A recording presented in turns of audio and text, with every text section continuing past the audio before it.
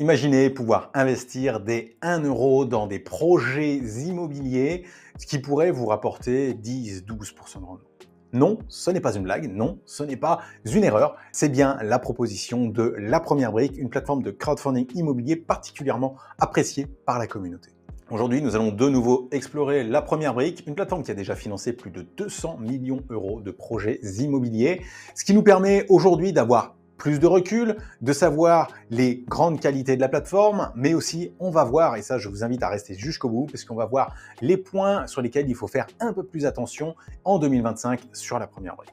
Commençons par une présentation générale de la plateforme, une plateforme qui a été créée en 2019, qui a l'agrément PSFP, donc de plateforme de services en financement participatif, et qui fait du crowdfunding immobilier, puisque le PSFP, c'est pour faire du crowdfunding, du financement participatif, mais pas nécessairement de l'immobilier. La Première Brique s'est spécialisée dans des projets immobiliers. On s'approche tout doucement des 600 projets financés, dont presque la moitié ont été intégralement remboursés. Et ça, faut le noter quand même, sur une plateforme qui est relativement jeune, avoir déjà 50% de projets remboursés, c'est tout de même un très bon indicateur. Et c'est d'ailleurs pour ça que La Première Brique fait partie de mes plateformes préférées, je préfère le dire dès le départ. Attention, c'est pas parce que c'est ma plateforme préférée qu'elle va échapper à quelques retours et quelques critiques constructives.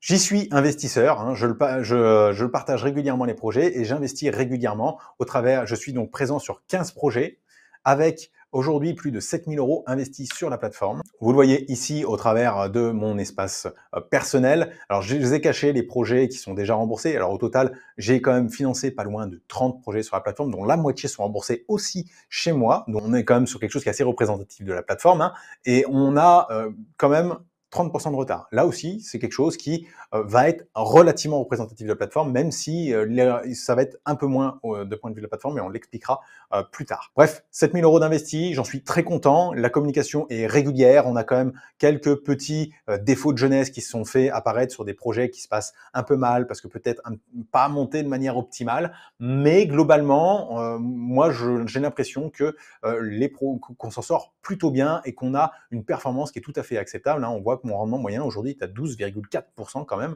grâce notamment au bonus de rendement que l'on avait dans le passé. D'un point de vue purement pratique, la plateforme a quand même de grosses qualités pour quelqu'un qui vient de commencer. Déjà, vous pouvez vous inscrire en 5 à 10 minutes. Vous vous obtiendrez d'ailleurs, vous avez, si vous passez par le code parrain SG4DO3, alors c'est pas moi qui l'ai demandé, mais vous pourrez soutenir Investissement Facile et vous pourrez obtenir 1% de cashback sur votre premier projet. Et ensuite, si vous utilisez le code IF1 sur les projets qui proposent un code bonus, vous pourrez obtenir 1% de cashback supplémentaire sur ces projets-là.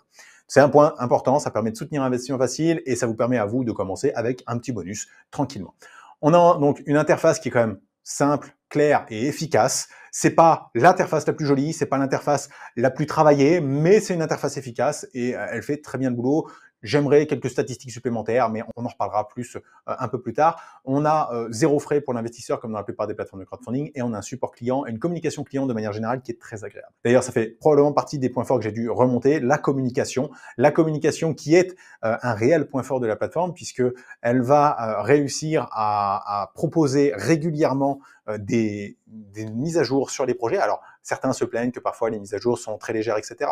Mais il faut mieux montrer que la plateforme montre qu'elle s'est tenue au courant du projet, et au moins on a la preuve qu'elle s'est tenue au courant des projets. Donc c'est bien d'avoir comme ça des petites mises à jour, même si elles sont légères. On a ensuite le fait que la plateforme est accessible dès 1 euro. Et oui, et c'est la seule plateforme en crowdfunding à ma connaissance qui propose un ticket d'entrée dès 1 euro. 1 euro, c'est littéralement la possibilité pour tous les investisseurs de diversifier correctement, puisque en crowdfunding immobilier, on estime qu'il faut 25 à 30 projets. C'est sûr que si vous avez 500 euros à investir, beaucoup de plateformes vous seront interdites. La Première Brique est accessible à tout le monde. Et aujourd'hui, la plupart des projets peuvent aussi accepter des tickets jusqu'à 5, 10 000 euros sur la plupart des projets. Et ça monte beaucoup plus haut sur les gros projets. Vous pouvez mettre plusieurs dizaines de milliers d'euros pour les tickets qui seraient plus importants parmi la communauté. Ça, c'est vraiment quelque chose que j'aime bien chez La Première Brique, même si c'est un point sur lequel faut qu'il y ait une limite. On est quand même à 150 projets par an, ce qui fait 150 à 200 sur les 3 dernières années. Ce qui fait quand même plus de 3 projets par semaine. Si vous n'aimez pas des projets pendant 2-3 semaines, ça fait quand même qu'il y a eu une dizaine de projets. Donc on peut se permettre d'être très sélectif sur La Première Brique, tout en gardant la possibilité d'investir régulièrement. On a surtout des projets qui sont diversifiés. C'est-à-dire qu'on va avoir aussi bien des projets dans Paris Centre, sur du local commercial ou de l'habitation que sur de la division foncière dans un coin un peu plus paumé. Dans l'idée, ça permet vraiment d'aller chercher des investissements un peu partout et de ne pas être trop exposé. Il y a certaines plateformes qui sont très spécialisées dans certains coins ou alors qui ont quand même une très forte concentration, qui avaient une très forte concentration sur Paris pendant un moment. Et bien là, on voit que si le marché parisien est en souffrance, comme ça a pu l'être pendant un moment, eh bien forcément, vous allez vous retrouver avec des projets qui vont être plus en souffrance. En diversifiant, ça vous permet d'investir notamment dans le sud, dans les stations balnéaires, etc., qui ont été plus dynamiques pendant cette période de crise immobilière que l'on a connue. Ensuite, on a une documentation qui, mine de rien, a énormément progressé. Alors, si vous êtes chez La Première Brique depuis longtemps, vous savez que les plaquettes ont commencé en étant relativement simples, avec parfois pas mal d'informations manquantes. Aujourd'hui, en toute franchise, je dois avouer que la plateforme c'était un de ses points faibles dans le passé, et aujourd'hui, c'est une des meilleures plateformes en termes de description de projet. Il y a encore des efforts à faire, notamment sur les projets qui sortent un petit peu des clous, où parfois on a une description qui est très standardisée et qui ne leur permet pas ou qui ne prennent pas le temps d'aborder les points spécifiques. Mon petit doigt me dit qu'il va y avoir des améliorations encore dans les prochains mois, donc encore bravo à La Première Brique pour écouter la communauté, écouter les retours des différentes personnes avec qui ils travaillent, parce que ça permet vraiment, et c'est aussi pour ça que c'est une plateforme que j'aime bien, c'est une plateforme qui progresse. Une plateforme qui progresse énormément, et notamment, là je vais faire le lien avec les retards, on a connu une période difficile chez La Première Brique, avec des retards très importants, notamment sur l'année 2022. Les projets en difficulté à ce moment-là, aujourd'hui, permettent à la plateforme de beaucoup mieux structurer les deals. Et ils ont appris de leurs erreurs. Des personnes qui empruntent de l'argent vont emprunter une somme pour acheter, par exemple, l'actif, mais La Première Brique va garder une partie de l'argent et décaisser le reste uniquement sur la présentation de facture, chose qui n'est pas fait systématiquement, même sur La Première Brique, mais encore moins sur les autres plateformes. Et aujourd'hui, c'est le genre de garantie que moi j'aime bien mettre en avant, parce que ça permet de contrôler où va l'argent. Ça permet de contrôler que l'argent est bien utilisé pour le projet qu'on finance. Parce que si finalement l'argent remonte dans une holding pour aller financer autre chose parce qu'il est à disposition de l'entrepreneur et que notre projet ne va pas au bout, et ben notre hypothèque, elle ne vaudra pas un clou. Parce que simplement, le bien n'aura pas été rénové comme il était attendu et l'argent a disparu. Et ça, c'est un vrai problème et un vrai frein que l'on peut avoir sur certains projets en difficulté, parce que les entrepreneurs jouent un petit peu trop avec l'argent qu'on leur donne. On va maintenant focus sur les retards, parce que tout ça, ça a été appris avec des retards. Un exemple avec 2022. Donc en année 2022, on a eu 35 millions grosso modo de financés. Déjà, en remboursement, on est déjà à plus de 21 millions, ce qui équivaut à 61%, dont 95 projets sur les 150 sont totalement remboursés. Et on voit que beaucoup des projets restants sont par contre en grande difficulté. Ils sont soit en défaut, soit en retard, parce que là, les retards de plus de 6 mois, c'est aussi des défauts compris dedans. Donc, on a une somme de projets qui est finalement significativement en retard. On a 30 projets, si on parle en nombre. 30 sur 150, ça fait à peu près 20%. Donc, on a 20% de projets en difficulté. Alors, pourquoi j'ai pris l'année 2022? Parce qu'elle est particulièrement mauvaise de ce point de vue-là. L'année 2021, qui était aussi une année un peu difficile, les projets se sont sortis beaucoup mieux. Mais là, c'est la première année où ils ont vraiment scale et qu'ils ont proposé plus de projets. Et on voit qu'il y a dû avoir forcément quelques petits loupés dans le lot. En tout cas, ça s'est mal goupillé sur pas mal de projets.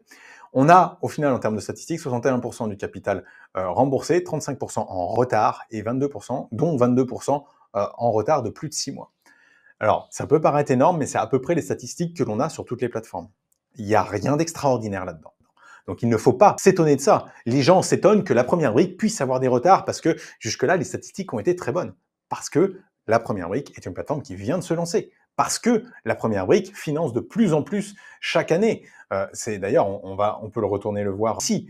On voit que les sommes financées, on est passé de 35 millions en 2022 à 70 millions en 2023. Donc, les retards affichés de 2022 sont dilués dans les collectes de 2023 et 2024. Quand on compare les retards sur la somme des encours, eh ben nécessairement, on est sur 30 millions sur les 150 millions des 2 années suivantes, ça pèse pas lourd. Donc forcément, les statistiques sont plutôt favorables de ce point de vue-là.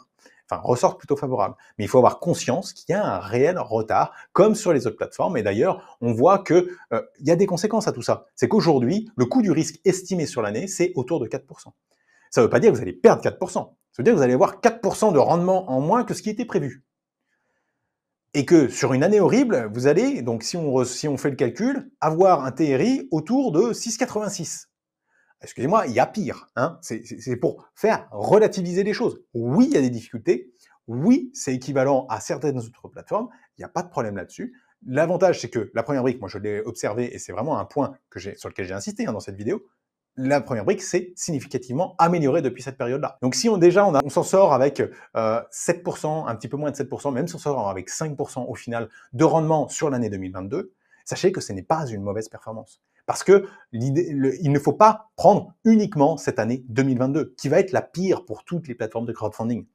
Il faudra regarder la première brique sur 10 ans, sur 15 ans. Quel va être le rendement final? Parce que là, la première brique est arrivée juste avant une crise. S'ils arrivent à ne pas s'en sortir avec des pertes et que sur les années post-crise, tout se passe bien et qu'on continue à faire des rendements à 10,5%, 11%, eh ben, finalement, on sera très très content de notre résultat si on a juste eu une année un peu creuse avec quelques pourcents maximum de rendement. Il faut avoir tout ça en tête. Hein.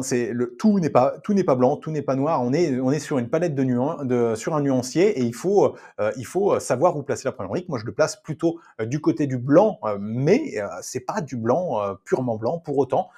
Et j'ai bien moi quelques remarques à leur faire, notamment sur la qualité de sélection de certains projets. La première brique est connue pour accepter certains projets qui ne passent pas ailleurs. Pas parce que les projets sont mauvais, parce que juste les projets ne rentrent pas dans les grilles. Par exemple, chez la première brique, vous n'aurez pas de difficulté à trouver des entrepreneurs relativement débutants, voire très débutants. Chose que vous ne trouverez pas ailleurs, parce que juste ils se disent il faut X opérations minimum en professionnel pour pouvoir financer. Ce n'est pas le cas ici chez la première brique, ou du moins pas tout le temps. Il faut avoir certains éléments de réassurance, mais ils peuvent accepter ce type de projet. Donc forcément, la qualité de sélection peut en pâtir un petit peu parce que l'expérience en marchand de biens est quand même quelque chose de bienvenu. C'est un exemple parmi d'autres, mais ça fait partie des exemples que j'aime bien ressortir et sur lesquels il faut avoir en tête. On a la structuration de certains projets dans le passé qui, moi, me laissaient un petit peu dubitatif, mais encore une fois, là, on parle plutôt des projets de 2022, le moment où il y a eu un petit peu une forte croissance de la première brique. Aujourd'hui, on a une amélioration significative de ce côté-là. Je l'ai répété plusieurs fois, donc je ne vais pas en reparler ici. Tout ça amène au fait qu'il faut faire une analyse approfondie de chacun des projets. N'allez pas de manière aveugle sur tous les projets. Faites au moins un pass, vérifiez qu'ils respectent vos critères principaux. Et je propose, moi, de mon côté, des analyses totalement indépendantes. Hein. Même si je suis partenaire avec la première brique, ils n'interviennent pas dans mes analyses. Le seul moment où ils interviennent, c'est pour me donner plus d'informations, éventuellement, parce que je peux envoyer un petit SMS à l'équipe pour éventuellement avoir des réponses un peu plus rapides. Mais c'est le seul moyen qu'ils ont d'intervenir. Bref. Vous pouvez nous retrouver sur Telegram, je mettrai le lien en description et pour moi, ça peut être un terrain d'échange aussi très intéressant entre les investisseurs parce que je propose mes analyses, mais il y a un second canal sur lequel vous pouvez vous retrouver entre vous et échanger autour de ces analyses. Au final, on a aussi un point faible qui n'est pas forcément mentionné par ailleurs, mais on a quand même des dirigeants qui sont relativement jeunes. Ils sont plus jeunes que moi. Et moi-même, je me mets dans leur position actuellement avec les défis auxquels ils font face en termes de coûts de recouvrement, en termes d'équipes de recouvrement nécessaires, etc. Ce sont des challenges qui ne sont pas simples. Il faut que, en plus, ils gèrent une période de crise, qu'ils changent régulièrement leur fusil d'épaule, peut-être sur les analyses, sur le type de projet qu'ils acceptent, etc. Bref, ça demande d'avoir les épaules relativement solides. On va dire que ce point faible, il est à peu près cerné et qu'ils ont un peu compris tout ça. Mais malgré tout, il faut faire attention, il faut qu'ils continuent de s'entourer de personnes qui les aideront à prendre les meilleures décisions. Vous l'aurez compris au travers de cette vidéo, j'ai un avis positif, voire très positif sur la plateforme La Première Brique. Attention, le crowdfunding immobilier, c'est risqué, hein, on le voit au travers des dernières années. Il y a un taux de retard important qui fait que parfois, vous allez investir sur un projet qui était prévu pour 18 mois et il va en durer 30. Donc il faut être prêt à accepter aussi cette illiquidité. Malgré tout, La Première Brique fait partie pour moi des bonnes plateformes, notamment si vous voulez tester le crowdfunding immobilier grâce à leur accessibilité. La plateforme est jeune, mais a montré qu'elle était solide avec plus de 50% des projets remboursés. C'est pas le cas de la plupart des plateformes qui étaient créées même avant La Première Brique. Et enfin, je le répète, pour accéder au bonus, allez en description pour cliquer sur le lien. Le code parrain sera directement renseigné si vous souhaitez vous inscrire. Et vous pourrez bénéficier également du cashback, d'un cashback supplémentaire au travers du code IF1 sur les projets qui proposent un code bonus. J'en ai fini avec cet avis de La Première Brique. Il va y avoir plein d'autres avis qui vont arriver dans les prochaines semaines, dans les prochains mois. Je vous invite à mettre un like, mais aussi à vous abonner à la chaîne si ce n'est pas déjà fait pour pouvoir être tenu au courant de mes prochaines analyses.